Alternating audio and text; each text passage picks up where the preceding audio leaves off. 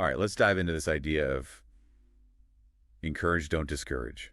Hmm. It's really got me thinking about how we interact, how we can maybe shift from like tearing each other down to building each other up. Yeah, it's really fascinating how it's like everywhere you look, psychology, sociology, Yeah. like it touches everything. Personal growth, relationships, even like societal well-being. You know what I mean? So encourage, don't discourage. What's that actually look like day to day? It's like realizing how much power our words and actions actually have, like even a little encouragement can give someone hope and confidence, right? But then the opposite, like discouraging someone, even if you don't mean to, can just breed insecurity and conflict. Yeah, for sure. A few kind words can really turn someone's whole day around. Totally. And this whole encourage, don't discourage thing, it's like it makes you think about the impact you have. What if everyone, just made the choice to build each other up? That's a powerful thought. Hmm. Okay, so it's more than just like being nice, though. Right. Right. It goes deeper. Encourage, don't discourage. Actually digs into some pretty interesting psychological theories about why encouragement works so well. Like there's this thing called self-determination theory. Okay, I'm not familiar with that one. What's that about? So it was developed by these guys, Edward Deci and Richard Ryan, and it talks about these like core psychological needs we all have, like autonomy, competence, and relatedness. Okay, I'm following so far. How does that tie into encouragement? Well, think about a time when someone really encouraged you, like maybe a mentor saw something in you, that feeling of being seen, being supported, that's where those needs come in.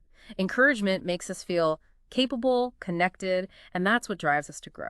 So it's like encouragement unlocks our potential. Yeah, exactly. And then there's this other theory, attachment theory by John Bowlby. It's all about how important those secure bonds are for us to face life's challenges. Consistent encouragement, especially when you're young, that's what builds those secure attachments. So you're saying those childhood experiences shape how we give and receive encouragement later on. That's a big part of attachment theory, yeah.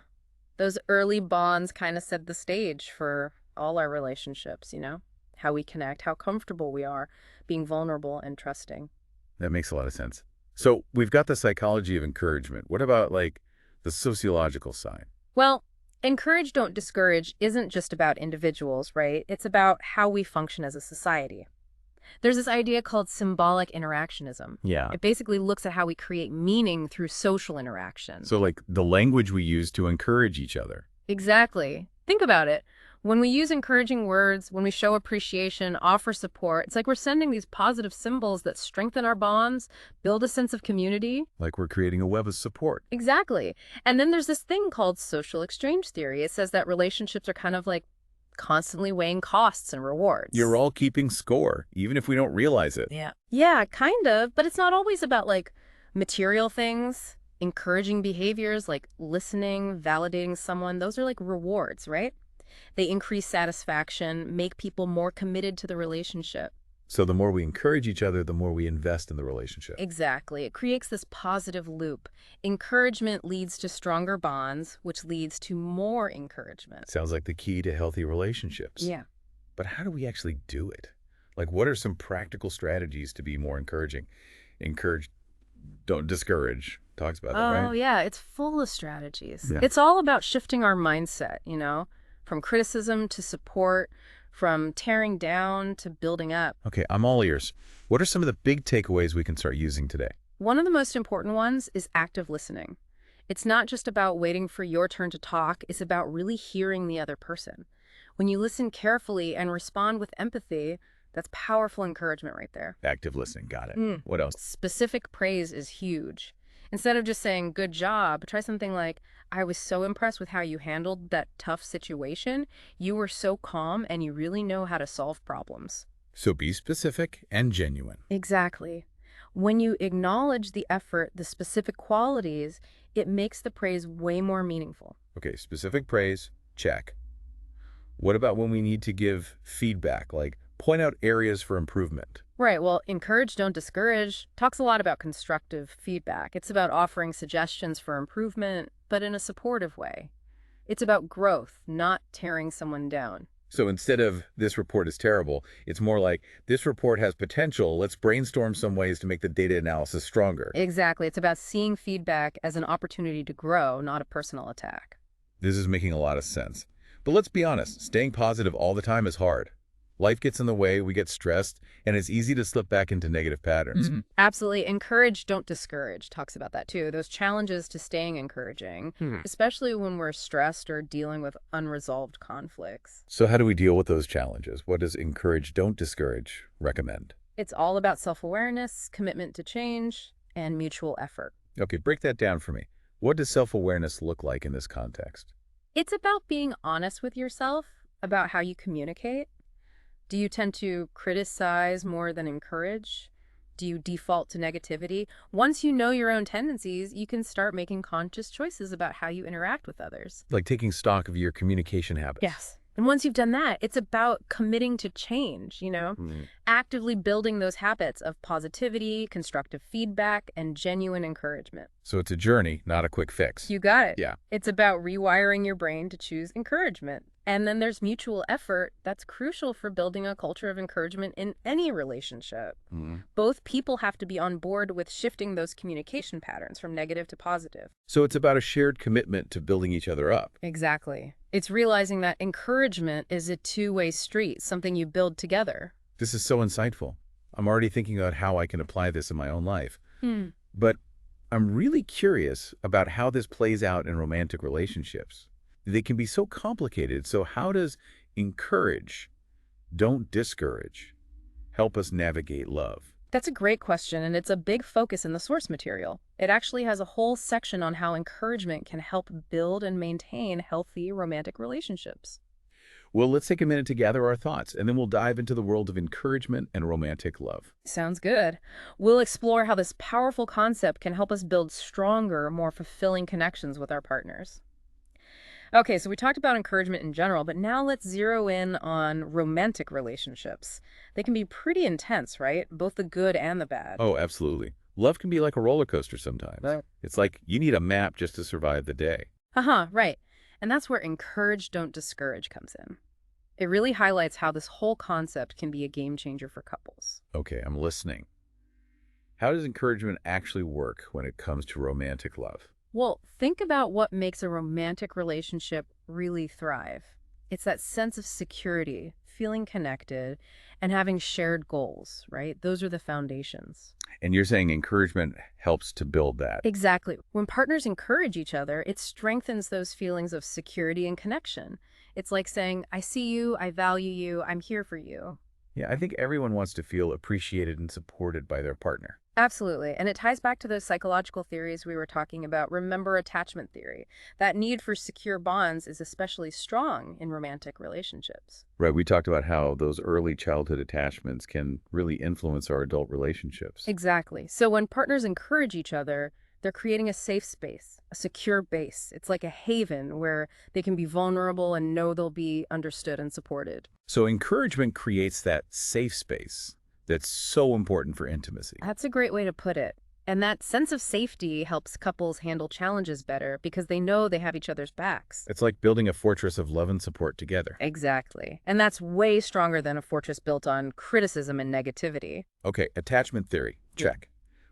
What other insights does encourage, don't discourage offer about romantic relationships? Well, social exchange theory is relevant here too. Remember, it's all about those perceived costs and rewards in a relationship. Right, we're always weighing the pros and cons, even subconsciously. Exactly. And in romantic relationships, encouragement is a huge reward.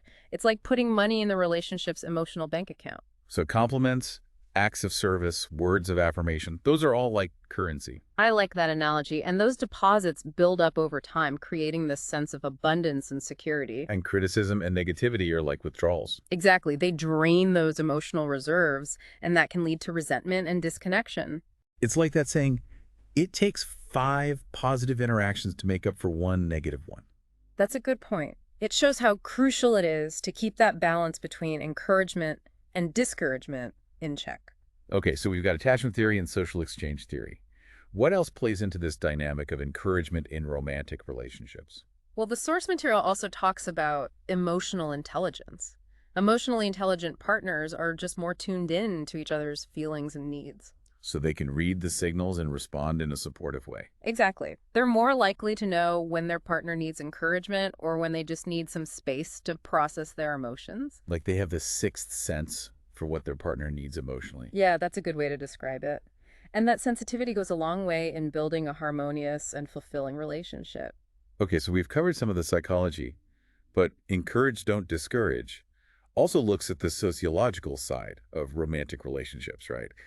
Absolutely. It touches on some interesting sociological theories, like symbolic interactionism, which says that we create meaning through our interactions with each other. Right, we talked about how encouraging language sends positive symbols that strengthen relationships. Exactly. And in romantic relationships, this means that the way we talk to each other, the words we use, our body language, it all shapes the relationship's reality.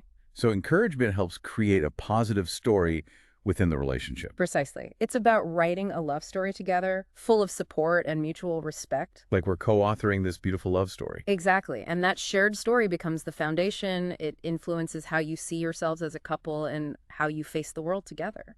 This is also fascinating. But let's get practical. What are some concrete things couples can do to bring more encouragement into their relationship? I know the source material has some great examples. It does. It's all about putting this philosophy into action, making it a real part of your lives, you know? I'm ready. Hit me with those highlights. What are some key things couples can do to make encouragement a habit? One of the most powerful things is to actively support each other's goals and dreams. This means more than just saying, good luck with that. It's about being a true cheerleader, offering practical help, and celebrating each other's successes. Like being each other's biggest fan, both on the sidelines and in the game of life. Exactly. It's about recognizing that your partner's dreams are just as important as your own. So whether it's a career goal, a personal project, or just learning something new, we should be there to support each other's journey. Absolutely. And that support can look like a lot of things. Offering to help with tasks, giving encouragement when things get tough, or just listening when they need to talk it out. Okay, supporting goals, check. What other encouraging behaviors can couples work on? Another big one is making active listening a priority. We talked about that before, really hearing and understanding each other. But how does it apply specifically to romantic relationships? It's about creating a space where both partners feel safe to express themselves fully, without judgment or interruption. Putting away distractions, making eye contact, really tuning in to what your partner is saying, both with their words and their body language. Exactly. It's communicating that you value what your partner has to say. And that kind of validation can be so powerful. It creates a deeper connection that goes beyond just the words themselves. Right. It's like you're saying, I see you, I hear you, and what you have to say matters to me. Okay, active listening. Check. Now, what about those times when we need to give feedback to our partners, even if it's not all sunshine and roses? How do we do that in an encouraging way? That's where constructive feedback comes in. Encourage, don't discourage. Really stresses how important it is to frame feedback in a way that's focused on growth and solutions, not blame and criticism. So instead of saying you're always late, it's more like, I feel stressed when we're running behind. Can we brainstorm some ways to manage our time better together? Perfect example. You're expressing your feelings without attacking your partner. It's say, I care about you, and I want to find a way to make this work for both of us. Exactly. That collaborative approach is so much more likely to lead to positive change. It's like turning an argument into a team problem-solving session. I like that. It's about working together, not against each other. Okay, constructive feedback, check.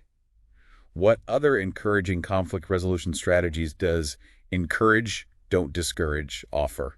Well, the book also talks a lot about empathetic communication. It's about making a real effort to understand your partner's perspective, even if you don't agree with them. Empathy, got it. But how do we access that when we're feeling hurt or angry? It takes practice, but it starts with remembering that your partner has their own experiences and emotions that are leading them to this conflict. So instead of getting defensive, try asking questions to understand their point of view. So instead of saying, that's ridiculous, you're overreacting, it's more like, help me understand why you're feeling this way. Exactly. You're showing genuine curiosity and a willingness to see things from their side. It's about putting your own judgments aside and walking in their shoes, even if just for a moment. That's what empathy is all about. And when you communicate that understanding to your partner, it can really de-escalate the conflict and open the door for a deeper connection. This is all so helpful. It feels like encourage, don't discourage is giving us a whole new way to approach conflict in relationships. It really is. And the best part is, these principles work in all kinds of relationships, not just romantic ones. Whether it's with our partners, families, friends, or colleagues, Choosing to encourage instead of discourage can make a huge difference. This deep dive has been so thought-provoking. I feel like I'm walking away with a lot of hope and a whole toolbox of strategies for building stronger, more fulfilling relationships. Me too. And remember, encouragement is a practice, not about being perfect. We're all human, we're going to mess up sometimes. But the important thing is to keep trying to be more encouraging and to celebrate those small wins along the way. Okay, so back to this whole encouragement during conflict thing. Hmm. It seems kind of backwards, but I'm ready to see what encourage, don't discourage has to say about it. It's definitely tricky. But think of it this way. You can't avoid conflict in relationships, but it doesn't have to be a bad thing. With the right approach, those disagreements can actually help you grow closer. Okay, I like that perspective. But how do we actually do it? When you're in the middle of a fight, it's hard to remember to be all encouraging. You're right, it takes effort, especially when you're feeling hurt or frustrated. But Encourage, Don't Discourage has some really good advice for handling conflict in a way that makes your relationship stronger. Right, lay it on me. How do we turn those arguments into something positive? One of the best techniques is something they call reframing criticism. It's about shifting the focus from blame to understanding, from accusations to solutions. Reframing criticism. Yeah. Okay, sounds good, but how do you do that when things are getting heated? It starts with remembering that you and your partner are on the same team, even when you disagree. So instead of saying, "You never listen to me," try saying, "I feel unheard when I'm trying to share something important. Can we find a better way to communicate about these things?" So it's about saying how you feel without attacking your partner. Exactly. You're opening up a dialogue instead of shutting down the conversation. And when you approach conflict that way, you're more likely to find a solution that works for both of you. It's like turning an argument into a brainstorming session. That's a great way to think about it. You're working together to solve a problem, not fighting against each other. Okay, reframing criticism. Got it. What other encouraging approaches does encourage, don't discourage, recommend for dealing with conflict? Another good one is to focus on your partner's strengths, even when you're in the middle of a disagreement. Wait, seriously? Even when they're driving you crazy? Seriously. It might seem counterintuitive, but starting with what's good about the relationship can actually help calm things down and create a more positive environment for resolving the issue. So it's like remembering the good stuff, even when things are tough. Exactly. You're acknowledging that your partner has positive qualities, even if they're not showing them at that particular moment. Okay, can you give me an example of how this might work in a real argument? Let's say you're fighting about chores. Instead of listing everything they do wrong, you could start by saying, "I really appreciate how you always take out the trash without me having to ask. It makes my life so much easier." So you start with something positive before you get to the problem. Right. It kind of softens the blow and reminds you both that you still appreciate each other, even when you're not seeing eye to eye. It's like building a foundation of goodwill before you start working on a solution. Exactly. And that foundation makes it much easier to work together and resolve the conflict. Okay, focusing on strengths? Check. What other encouraging conflict resolution strategies are in encourage, don't discourage? The book also talks a lot about empathetic communication. It's about really trying to understand your partner's perspective and how they're feeling, even if you don't agree with them. Empathy, I get it. Yeah. But how do you do that when you're hurt or angry? It takes practice, but it starts with realizing that your partner has their own unique experiences and emotions that are influencing how they're approaching the conflict. So instead of getting defensive, try asking questions to understand where they're coming from. So instead of saying, "That's ridiculous, you're overreacting," it's more like, "Help me understand why you're feeling this way." Exactly. You're showing genuine curiosity and willingness to see things from their side. It's about putting your own judgments aside and stepping into their shoes for a minute. That's the essence of empathy. And when you can communicate that understanding to your partner, it can really de-escalate the situation and create space for a real connection. This is all so insightful. Encourage, don't discourage. Really does seem to offer a whole new way of thinking about conflict in relationships. It really does. And the cool thing is, these principles can apply to all kinds of relationships, not just with romantic partners. Whether it's with family, friends, or coworkers, choosing encouragement over discouragement can make a huge difference. This has been such an amazing deep dive. I feel so much more hopeful, and I've learned so many practical strategies for building stronger, healthier relationships. Me too. And remember, encouragement is a journey, not a destination. We're all human, we're all going to mess up sometimes.